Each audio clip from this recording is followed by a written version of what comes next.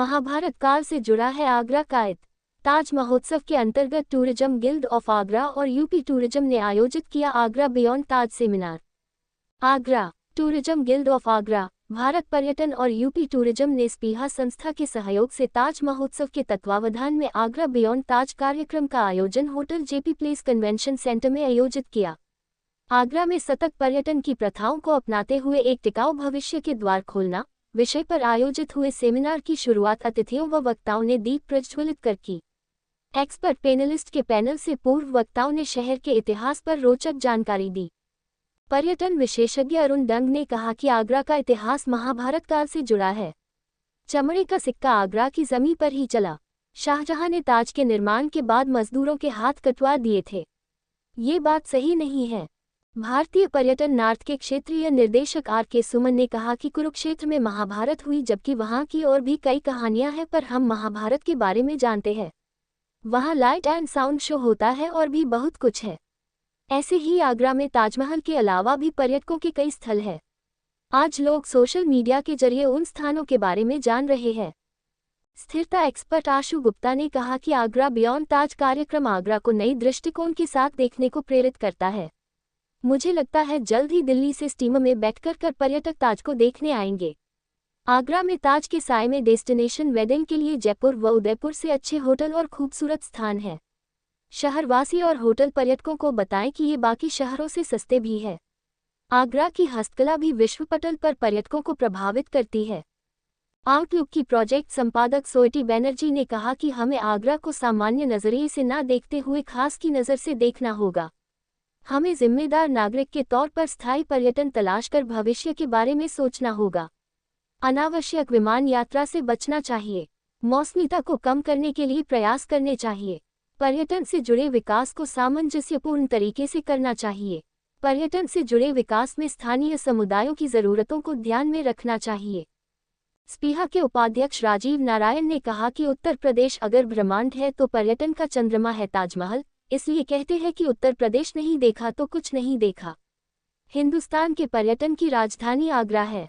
Chambal safari के chairman Ram Pratap Singh ने कहा कि लगभग हर 5 में से 4 भारतीय यात्री ऐसे तरीकों से यात्रा करना चाहते हैं जिससे स्थानीय समुदायों को आर्थिक और सामाजिक दोनों रूप से सकारात्मक लाभ हो। भारत में जिम्मेदार यात्रा की लोकप्रियता को कई प्रमुख रुझान बढ़ावा दे रहे हैं, जो देश में पर्यटन के भविष्य को आकार देने के लिए महत्वपूर्ण है। 6 पैनलिस्ट के पैनल में चंबल सफारी के chairman Ram Pratap Singh, JP hotel के vice president Hari Sukumar, tourism guild of Agra के अध्यक्ष राजीव सक्सेना, स्थिरता एक्सपर्ट आशु गुप्ता, आउटलुक की प्रोजेक्ट संपादक स्वीटी बनर्जी और स्पीहा के उपाध्यक्ष राजीव नारायण ने अपने विचार रखे। टूरिज्म गिल्ड ऑफ आगरा के अध्यक्ष राजीव सक्सेना ने धन्यवाद ज्ञापन दिया। संचालन सुधीर नारायण ने किया। इस अवसर पर क्लार्क शिराज के वाइस प्रेसिडेंट अमूल्य कक्कड़, डॉक्टर डी.वी. शर्मा, पूरन डाबर, वेद खन्ना, पंकज महेंद्रू, देवाशीष भौमिक, ऋचा बंसल, शब्द मिश्रा, डॉक्टर नवीन गुप्ता, पंकज गुप्ता, शक्ति सिंह, राजेश शर्मा आदि मौजूद रहे।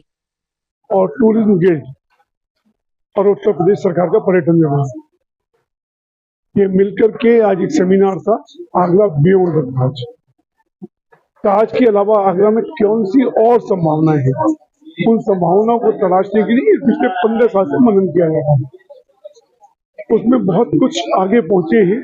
यहाँ पर मनन किया गया कि ताजमहल के अतिरिक्त, ताजमहल तो यह है कि 2 घंटे देख सकते पूरा कर देगा, लेकिन आगरा में पर्यटन कैसे आगे बढ़े, कैसे रुके, उसमें और क्षेत्रों में क्या संभावनाएं हैं, उसमें बात की गई। स्पिरिचुअल टूरिज्म पर बात की गई कि आगरा की बड़ी स्ट्रेंथ है।